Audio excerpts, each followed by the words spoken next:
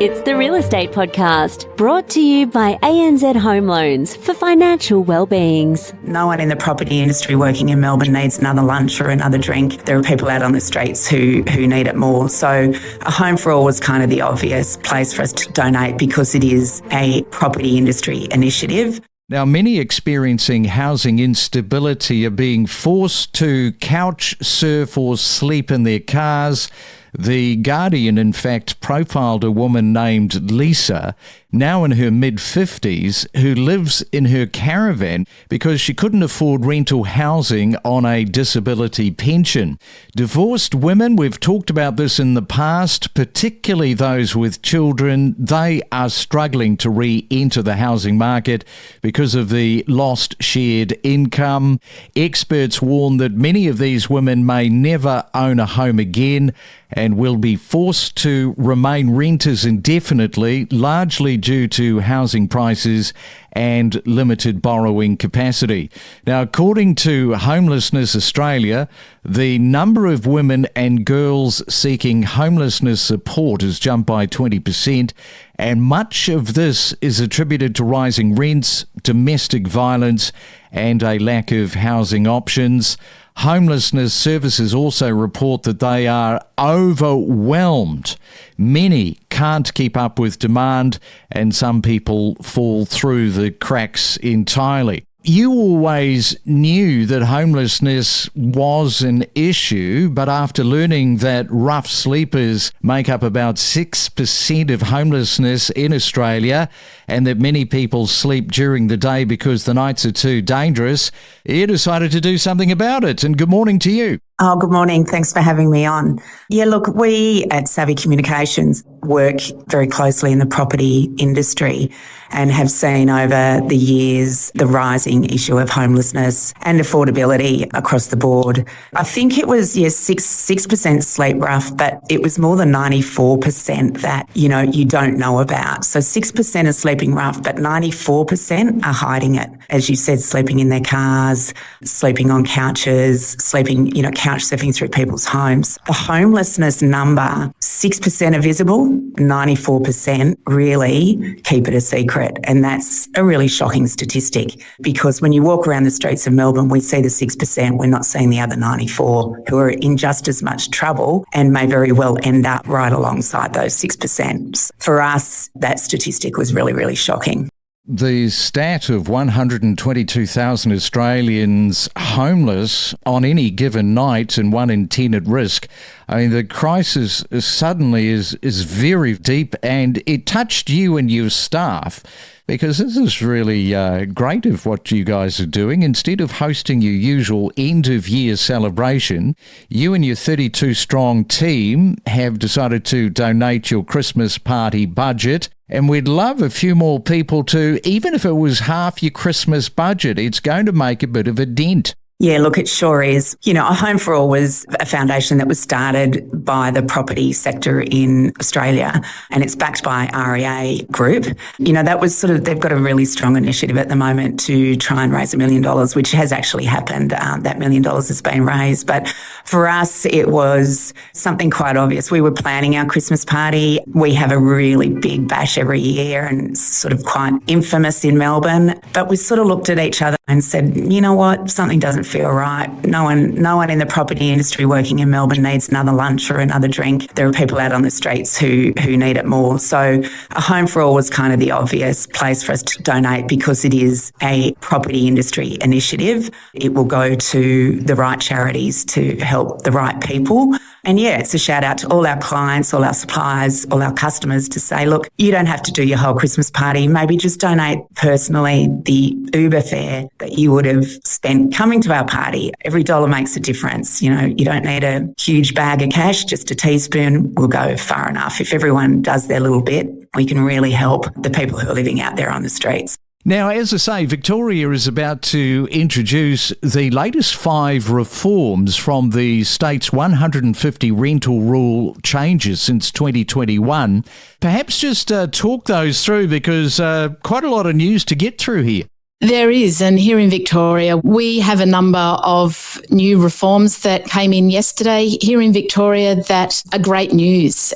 The big one, I think, is that any notice now for a reason to vacate or a notice of a rent increase must be made at least 90 days in advance. In the past, it was 60 days.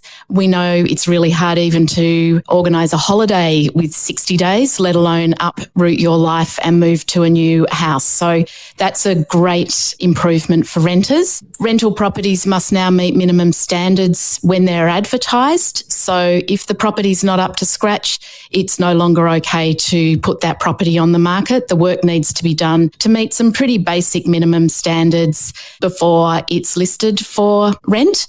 Mandatory smoke alarm checks must be done every year now. That's been a law for a number of years in properties where leases are started after March 2021, but now it will apply to all properties. And there are lots of rules now to protect renters' personal information. We know that our information is really critical to be kept private. We don't want it to be shared in a range of places. And this law requires property managers to take steps to ensure that that information is kept safe. I think the big one, though, is the ban on no-fault evictions. And up until yesterday, it was possible for people to be issued with a notice to vacate the property for no reason. That's pretty unreasonable. And now rental providers need to give the reason why they want the person to leave. Time to have a look at what the investors and the landlords are saying, because I do note that the investor groups argue that the reforms add pressure to landlords and contribute to investor withdrawals from the Victorian market. Concerns, they say, include poor communication of policy, increased compliance requirements, and rising regulatory costs. What do you say about that? Here in Victoria, we talk about renting as part of a consumer market. So I think my response to that is a pretty basic one.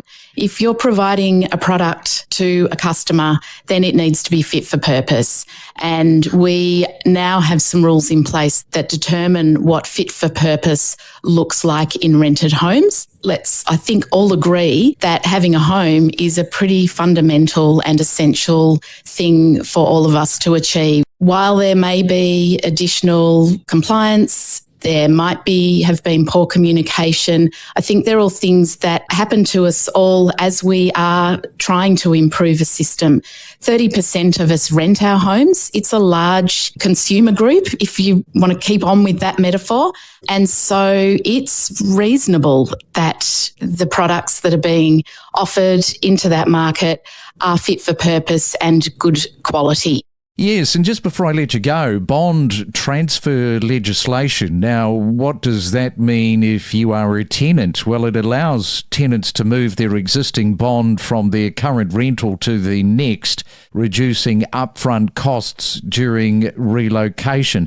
This is something that you guys, I think, fought for pretty hard, was it? We did fight for this pretty hard. It's one of those facts of life for renters that you have to come up with another $2,000 or $3,000 upfront every time you want to move house to pay the next bond. And it will be a thing of the past soon. It will be possible for renters to opt into the portable bond scheme and be able to essentially transfer the bond between their previous property and their next property. One of the interesting things we'll be looking for is if there's a reduction in the churn in the rental market because there will be no reason notices to vacate. That's going to be an interesting thing that will also have an impact on people not needing to stump up for an extra bond. So really interesting that you're saying that there is a cautiousness with maybe 50% of people turning up to bid.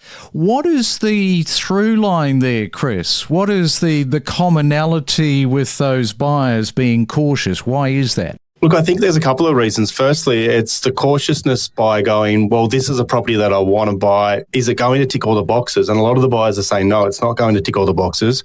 So they're not going to go fighting tooth and nail to get the property. Where back when it was COVID numbers, there were less properties. So they were really shooting and going hard for those homes, knowing that the market was increasing. So what we're seeing out there is buyers and they're simply saying it to us, well, if I can get it for the right price, we'll buy it. Well, what's that right price? So that they've determined where they see value on that property before they attend, which is fine, that's normal. But when they're getting there, there's just that hesitation by, well, if I don't get this one, there's another one around the corner. I'll go buy that property. We'll go have a shot at that. So I think there's a lot of cautiousness in the wind by the amount of stock now on the marketplace, which is very interesting, especially in particular suburbs, upper North Shore and lower North Shore numbers.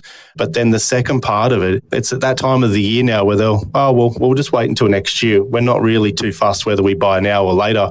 So buyers at the moment, are you saying that there is an advantage, like it's a buyer's market? And the second part to that is the conditions and terms, because when there is more stock on the market, buyers can put in more terms.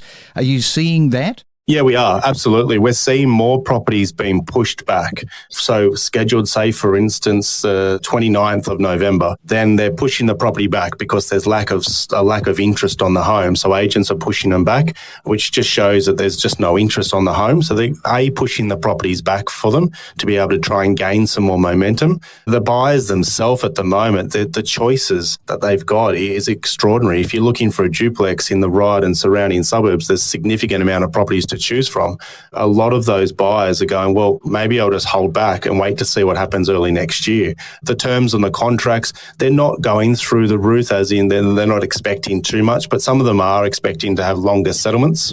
That whole rationale, it's a real thing, isn't it, for buyers to work out, because there's so many of these auctions happening in Sydney.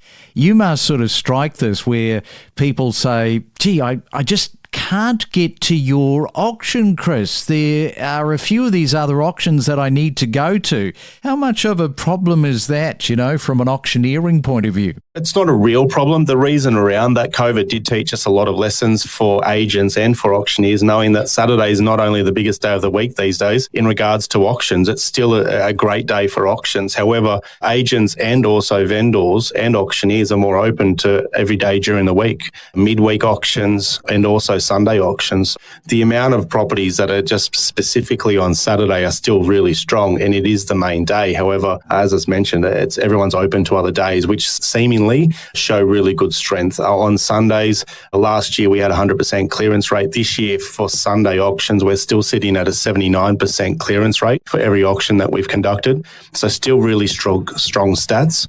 For the midweek auctions, they're just really relaxed rather than your Saturday where you just mentioned, Craig, a buyer's going, well, what time are we going to start? Let's go. I've got another auction to go to. And they're already preparing to miss out on a couple of homes and wanting to go to 2 or 3 or 4 auctions any given day. Grab your weekly dose of inspiration to help build a real estate portfolio. We talk to the best in the business every day. Learn from the professionals and know your property with us. Right, let's go to Sydney and catch up with Erin Kitson, who is a director from S&P Global Ratings, because they have their latest quarterly report on Australian home loan arrears. And the Australian market seems to be holding steady, with arrears expected to stay low as interest rates pause. So tell us a little bit about that. So in terms of, what this report shows, it really provides, I suppose, a household pulse check on how households are managing debt serviceability through metrics like loans in arrears. And what the report, or the latest report, shows is that loans in arrears still remain low. And despite the fact that interest rates now look like they're going to be on hold for a while, we think arrears are still likely to remain low, but probably not going to go any lower while interest rates stay at these levels. Yes, just in terms of those rate cuts or those rate rises, how quickly does the arrears sort of respond to those? Yeah, look, in Australia, because Australia is a mostly variable rate mortgage market, unlike places like America, where most mortgages are fixed rate, any changes in interest rates are reflected in arrears relatively quickly. So, within 3 to 4 months. And there's a close connection between arrears movements and interest rate movements. And investor lending, that seems to be speeding up as property momentum builds. It is a subject matter that we have been covering now for months, with the way that investors really in a couple of these sweet spot markets have been amplifying their portfolio. History does show too that when prices rise, investors jump in, adding even more fuel onto the market. You've got a little bit of that information in your report this morning. Now, investor lending growth has certainly picked up. And if you look at the latest mortgage lending growth statistics, investor lending now makes up about 40% of new lending, which is quite high. And obviously that has spillover effects to property markets because, it adds a lot more momentum there. I think what will be interesting though, Craig, to see is, we've got not only investor lending growth picking up, but we've also got a number of first homeowner guarantee schemes as well, which is helping pick up first homeowner demand. So you've got forces occurring at the same time. And before we get to the breakout in the suburbs, what I'm going to be really interested in looking at 12 months on, this time next year when your report comes out, because of that 5% guarantee scheme, that is going to be very interesting to see where the arrears land. Correct. I think one of the things that the guarantee scheme does, it enables borrowers, particularly first homeowners, to take on more debt. Now, when you take on more debt relative to your income, it does make you more vulnerable to falling into mortgages arrears if there's an interest rate rise or an economic slowdown in, other cycles. So I think, depending what happens on the economic front, with more higher debt to income lending potentially coming through with these schemes. So with more higher debt to income lending potentially for borrowers taking advantage of these schemes, this could make a cohort of borrowers more sensitive to arrears, higher arrears in the future. We are your local source for unbiased, expert insights into the world of real estate. We are not a real estate company. Our only objective is to help you better understand the real estate market. We connect you to the best real estate information across Australia. The Real Estate Podcast.